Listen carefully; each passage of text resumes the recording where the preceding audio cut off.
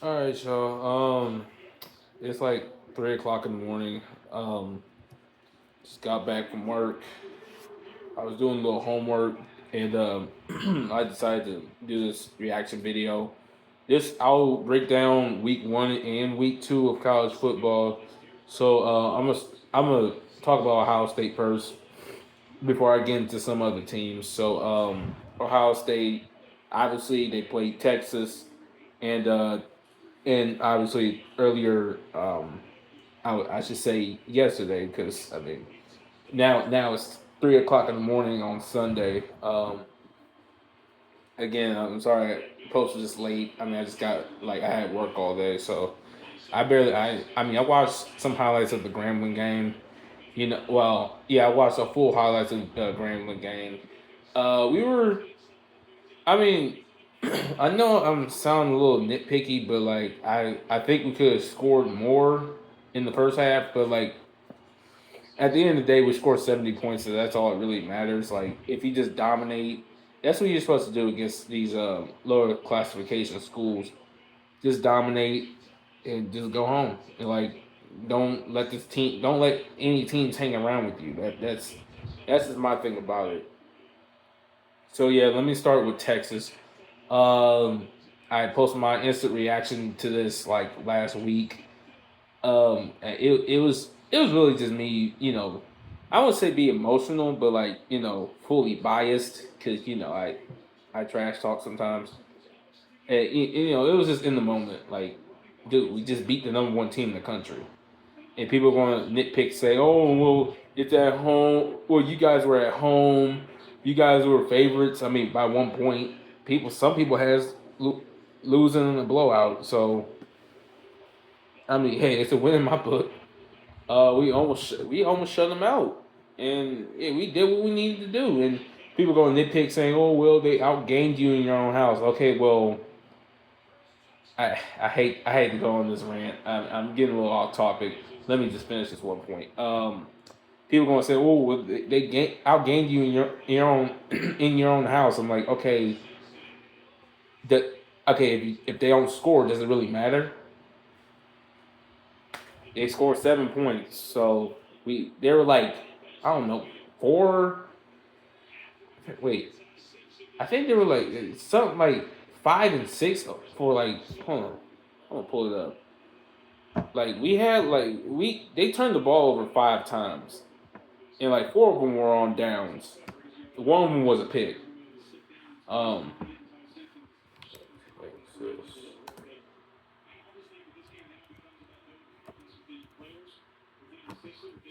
let me see the stats.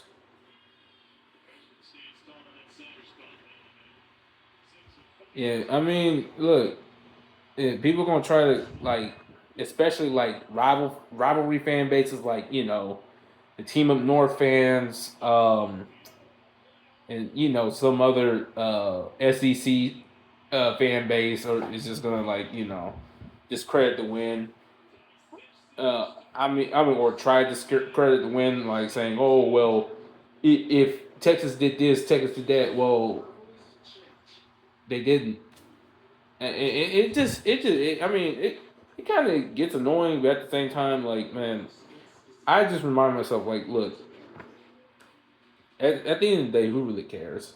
So yeah, so Texas had one more. Well, Texas had like 336 total yards of offense.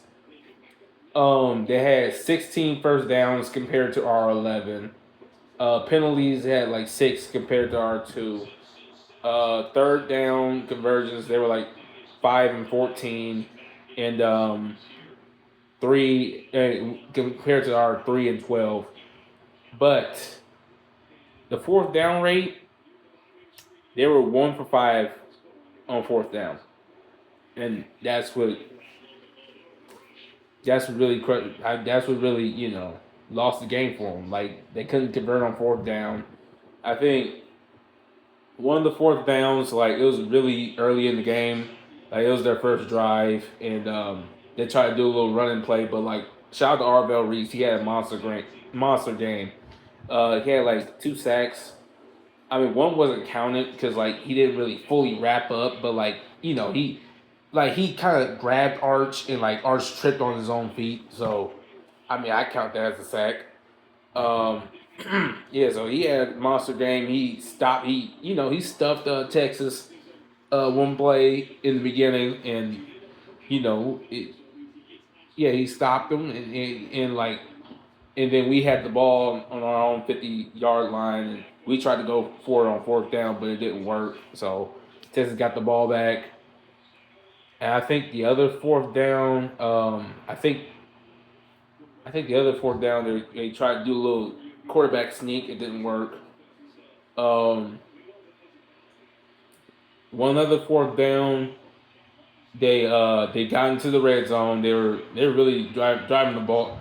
They were really driving down the field on us. So yeah, I think this was in the fourth quarter. Arch Manning tried to throw a pass to Parkin Livingstone, and shout out to him. He's a very good player. He had the only touchdown of the game. I didn't think it was a touchdown, but it is what it is. Um, I think the other fourth down. Um, the other fourth down. Oh yeah, it was at the end of the game, and Texas really had needed that fourth down to stay alive and try to tie the game up, but it didn't work. C.J. Hicks, he tried to make a sack. He couldn't bring Arch Manning down for some reason, and yeah, hey, and Caleb Downs was there to stop the tight end who received the ball. I don't know who the tight end was for Texas that caught the ball but tried to get to the yard of the game, but he didn't get it. So it was a turnover on downs on that, and yeah, that was the story of the game. Turnovers.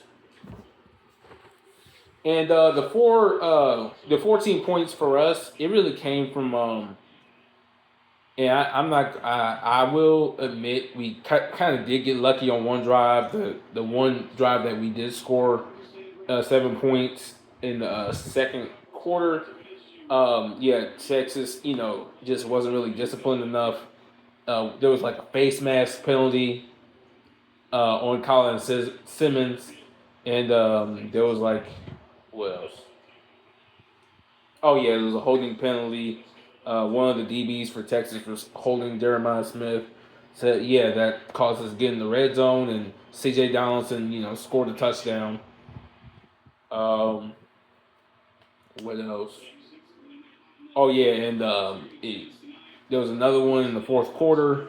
It was like 7-0, and then Julian Sand,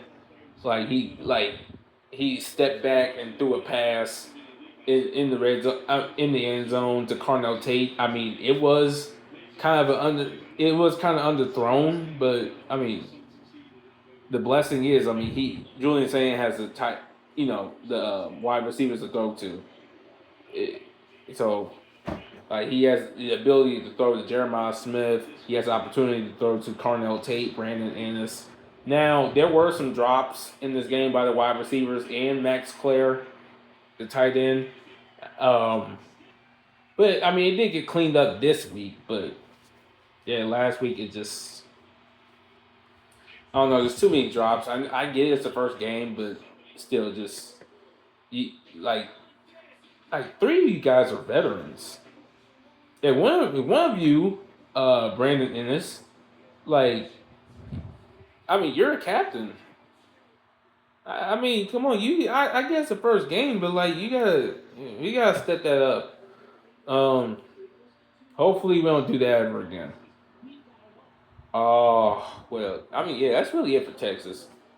Grambling State, it's just we dominated. I think the second streamer guys, especially on defense, really got in the third quarter. Now I'm gonna tell you who really impressed me. First of all, Julian Sand. I think he broke a record for completion rate. completion ratio or something like that in a sec, like in a single game. I think Jeremiah Smith, like he broke a record for the longest receiving touchdown in Ohio State history. Yeah, I was just watching some highlights. I was watching Bama blowing out ULM Monroe or whatever. I'll get to that in a minute. Let's see. Yeah. But anyway, oh yeah, another player that really impressed me today was Riley Pettijohn. First of all, he got like I won't say a strip sack, but like I think Caden McDonald, like the Grambling State running back, I don't know his name, but like he got the ball. Caden McDonald was trying to like tackle him, both trying to tackle him and like rip the ball out. And like, Riley Pettijohn saw that. He picked the ball up and went to the end zone. Um, and yeah, he also got like a tackle, like like the tackle. It wasn't. Yeah, it was like a tackle for loss. Like it wasn't just some ordinary tackle. Like it was just physical. Like the dude really just. It was like he was wrestling the dude. He just picked his legs up and just drove him to the ground. Like this guy is just physical. And now I'm watching Florida State just blow out this team. I forgot the name, but like they scored 77 points on this team. That I'll get to that. I'll get to all that in a minute. But yeah, I was really impressed with him. I was I was yeah. I think Brian Hartline called the plays. I mean, rightfully so. I don't know. Like, there's just rumors that Ryan Day may have taken over play calling in the Texas game, which I can't believe that because the play calling was so conservative. And I get it. You don't want to rattle Julian, and your defense is doing so well. So like, why even put Julian in that position? So what else? Oh yeah. Yeah, you can just tell Brian Hartline was just calling plays because he was trying so hard to get his guys the ball, and yeah, it was a game to do that because I mean, not no disrespect to Grambling, but yeah, like it's just a mismatch. Like you have Jeremiah Smith, Cardinal Tate, Brandon Ennis. Like these guys should get at least one touchdown today. Max Clare didn't get a touchdown. I don't think Brandon Ennis got a touchdown either, but like and Julian said, like this is an opportunity for Julian Sain to like really. Of course, it's Grambling. You're not gonna. I mean, you can't really take that much from it, but like Julian Sain, he was just slinging it all day. It was kind of impressive. And yes, I know it's against just a not very good opponent, but that's like he showcased his arm talent. I think. Um, what else? Oh, Bo Jackson, the freshman running back. He really impressed me. Yeah, there was reports out of camp that he was like really working hard and trying to be that third string running back that rotates in a little bit during like the big games. I mean, I don't think that's really gonna happen this year. I mean, it could like if he keeps proving himself in practice. Yeah, he has a like. I remember this is a side story. I remember playing against him in high school. Like he was a very fast dude.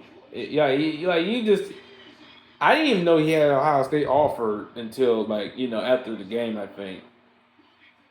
And yeah, after the game I saw he got an Ohio State offer and I was like, oh, I bet. But yeah, that's a different story. But yeah, he's very talented. I'm really excited. I'm really excited for what he brings in the future. Because next year it's just going to be him and because C.J. Donaldson is leaving. I know that. So it's just going to be him and James Peoples, like just being that running back duo. I kind of like that. Uh, I think that's it, really. I saw some Isaiah West today. Um, I saw some Mylan Graham. He had a little nice run. He juked some dude, and he kind of ran. he kind of got a decent gain out of that run. Lincoln Keynotes played. He had a little touchdown pass to I think who was it? Christian Bennett or Bennett Christian, whatever his name is. He has two first names. I'm just not. Look, Bennett. Look, if I mess up his name, I apologize. I mean, yeah, number 85. Um, Will Kazmarek got a touchdown. I think that was his first touchdown at Ohio State. I'm pretty sure that was his first touchdown. Jelani Thurman got a touchdown. That was a game. This was a game for that. You get a touchdown. You get a touchdown. You get a touchdown. Like it's Oprah.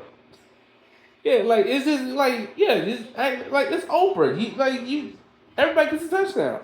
Well, not literally everybody, but a lot of people. So, who? I'm already at 16 minutes. Uh, I think that that's it for Ohio State. Look impressive. I mean, Tavian St. Clair came in. I mean, he didn't really do that much. Now, there was a pick from Julian saying today. I mean, because he just threw the ball just very late, and the guy from Grambling, and shout out to him, whoever his name is, picked it off. Um, but yeah, that was really his only incompletion today. Um, yeah, that's it. So let's just get to the other game. So last week we saw I kind of watched some of the Alabama and Florida State game at work. I couldn't watch the whole thing, but I think when I got a break from work, I checked the score and it was like 24-7. I'm like, wow. Now look, I had Bama winning the game, and I just did not see that coming. I even criticized. Shout out to Tommy Castellanos, man. He's a baller. He is. And I was one of those people that criticized him for what he said in the summer. And saying, "Oh well, I mean, Nick Saban ain't there to save him. I can't see him stopping me." He proved him right. If I'm a Bama fan, I would just be mad as hell. Cause he just proved this dude right. He talked all that crap, and y'all don't do nothing. Y'all don't prepare to stop this dude. The Bama players are not tackling well. It's just you would want to knock this dude's head off right now, and you barely touched him. Now I'm watching the film of them blowing out East Texas A&M, whoever they are. I think it's some HBCU. It's what I mean. I'm guessing the way it looks, yeah. Or I mean, just some team that's not even in the group of five. It's just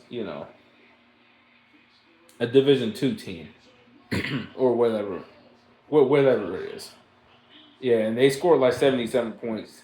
Now, I mean, let's see how Florida State does in conference play, but think about it. Florida State was already a question mark coming into the season. And if they get past, I think they play. Hold on, I think they do play Clemson. Now, I'll get to Clemson in a minute. But yeah, they did look pretty elite today. I know it's against a trash team, but still.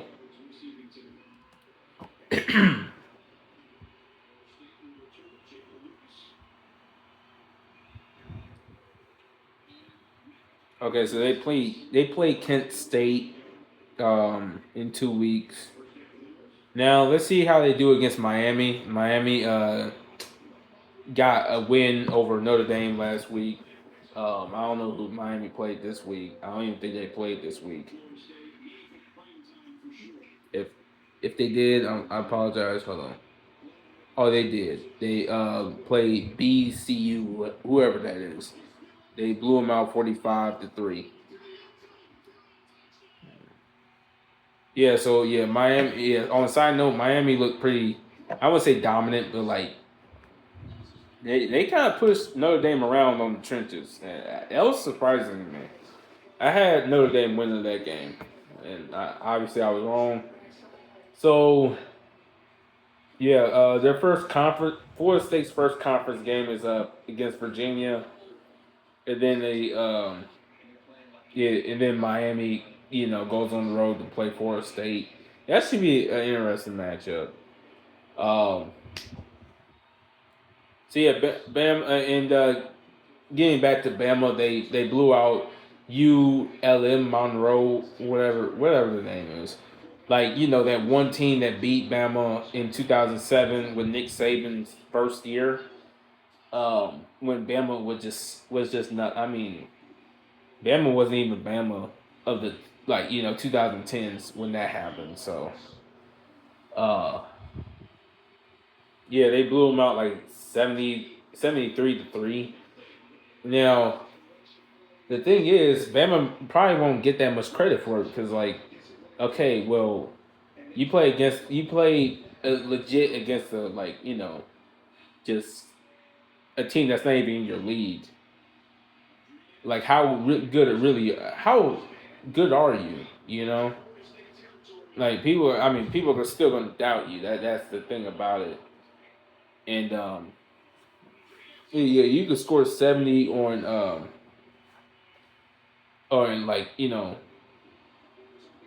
I forgot what I was about to say, but yeah, you get what I'm saying. They're not gonna get that. They're not gonna get that much credit. Now, I don't know who they play. Um, I don't know who they play next. I think they do go in the conference play. I think. Oh, they really dropped. Oh yeah, they dropped down to 21 after that. They play Wisconsin. They play Wisconsin, and I think Bama should win because they are at home. I mean, it ain't guaranteed, but I still think they should win. And then after that they play Georgia on the road. So, and of course Georgia struggled today with Austin Pay, but it's still a tough. It's still gonna be a tough game. Yeah, and in that game we're gonna really see how good Georgia is. So it should be a good matchup. It always is. Uh, who else was I about to say? Who else played today? Oh, Penn State struggling with FIU. They were up like 10-0 at halftime. I mean, it was. I watched some of the highlights of it. I couldn't really watch it on TV, but yeah, it was the first half of Penn State. Uh, yesterday was just pathetic. It was the play calling was conservative. The players for Penn State just didn't really seem motivated. I get it because you're playing a trash team. But I mean you still want to be dominant, but at the same time, I mean you ain't that motivated. But the other team FIU, a team like if FIU was going to be motivated because they want to pull an upset. So yeah, you just gotta be Penn State they're gonna every team is gonna have to be on their A game, or else any given Saturday you don't know what happens. But Penn State does, they score 24 unanswered points. I mean they ended up shutting out FIU. So they did great in the second half. Uh, let's talk about this Oregon and Oklahoma State game. So first, Oregon, they played Montana State. They blew them out, which a lot of people expected. But they blew out Oklahoma State 69-3. Yeah, and there was Mike Gundy, Oklahoma State head coach, coming out saying, "Oh well, pays players," and Dan Lanning probably took that personally. And I know something about Dan Lanning. Like, I mean, I wouldn't, I just wouldn't poke the bear. That's just my opinion when it comes to Dan Lanning.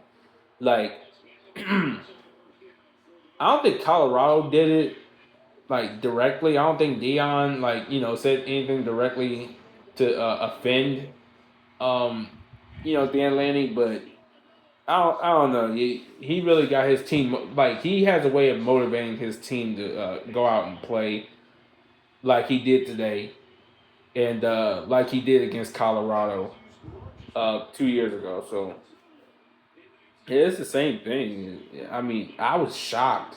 I didn't think it would be. I had Oregon winning, but I just didn't see 69 points coming. I mean, that's just ridiculous. So I need to watch highlights of that. I need to see how that went. Who else played today? LSU struggled today with LA Tech after they just beat Clemson.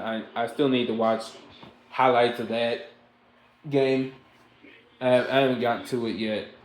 Um, yeah.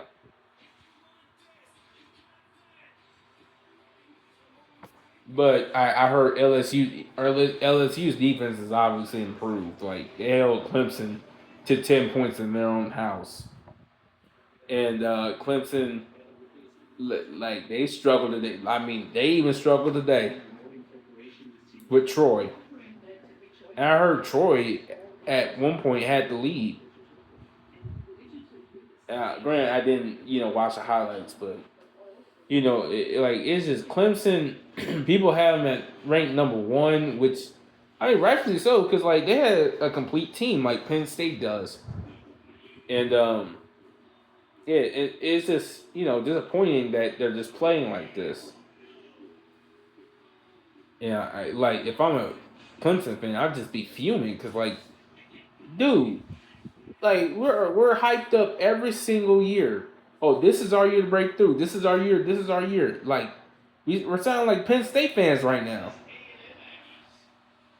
Like, at what point do we break through? Now, granted, you know, Dabo Swinney has already won like multiple national championships. So, like, okay, yeah, I can I can kind of see why Clemson fans are kind of mad, because, like, dude, you've been here before. Like, you've been to national championships before. You've won national championships before. Like, why can't we get over the hump anymore? I mean, it's just frustrating. So I'm just rambling. So who else played today? Oh yeah, Texas. Texas's offense looks a little bit better. I know it's a trash school against uh, San San Jose State, whatever. I mean, but Arch, this should be a confidence booster a little bit, even though it's a trash team. Because, like, last week he just didn't play great at all. And here's the thing, I just want to respond to some people. I mean, yes, Arch did play bad last week. Yes, he did. Like, he was just scared. He was nervous. You could just see in his eyes. He just wasn't ready for the moment. But let's not act like our defense didn't lock Texas offense down. Like, can we not do that? People discrediting the win. People discrediting our defense because, like, Archman. Oh, people saying, "Oh, Archman had guys wide open the whole game." No, no, no. I would, at times, yes, but the whole game, that's a stretch. I mean, yeah, like, people just you know, I would just probably I'll probably just say cope because like it's ridiculous. But hey, I mean, of course, a lot of other fan bases are gonna cope. Just say that he had wide receivers the whole game. Like no, he did not. No, he did not the whole game. At times, yes, and he threw some terrible throws. Yes. But to say, like, even Sarkeesian admitted it, like, in a press conference, like, they were doing some stuff. Like, we were, like, Matt Patricia, shout out to him. He was, like, dialing up pressures like that Texas and Sarkeesian has never seen before. And, like, you can't scout it because, like, this is Matt Patricia's first year in college. Like, you can't, like, how are you supposed to scout it? So, yeah, it like, we had I mean not Oklahoma, but I'll get to them. We had Texas in somewhat of a blender. Like it is what it is.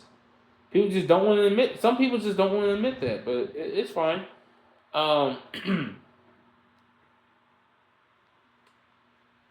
now let's see. Oh yeah. So Michigan they play Oklahoma tonight.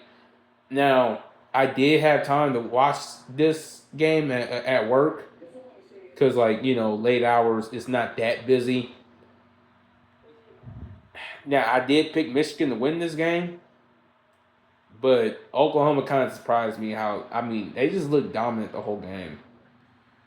John Mateer, I think, yeah, John Mateer, I mean, I knew he was a great quarterback, but, like he has never went up against, like, Michigan's defense. Or a defense like Michigan's, like just more like the talent that Michigan has. Like I don't think he's seen a defense like that. But yeah, he stepped up to the occasion, and yeah, he look that's how Oklahoma prevailed. Like he threw the ball, he was throwing dots everywhere. Now he did throw a pick. I'll say that. Uh, yeah, shout out to Michigan's defense. Like they really kept them in this game. Because Michigan's offense was just except for that 75-yard touchdown, and there was like one other pass from Bryce Underwood that was.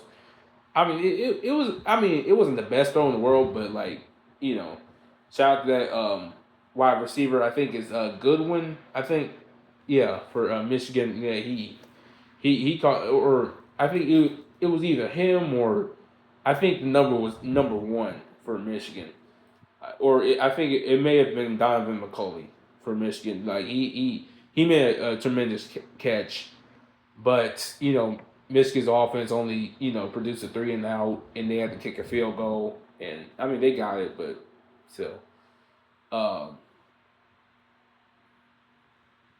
Bryce Underwood. I mean, he showed some flashes. Like there was like a play where he ran for like 9 yards. There was like some passes he made that was, crucial. Um, yeah, he should get better though. Uh, I think that's it for tonight. I mean, I'm just tired. I need to go to bed. Um, cause I got a lot. I got work tomorrow and I got to do some homework. So yeah, that's my video. Looking forward to Ohio and Washington. And I heard they won their game in the blowout too. I mean, everybody's scoring 70 today. That's the thing. Everybody's scoring 70, 60 today on their competition. And as they should, because competition is just weak today. So, yeah, there you go. Go Bucks.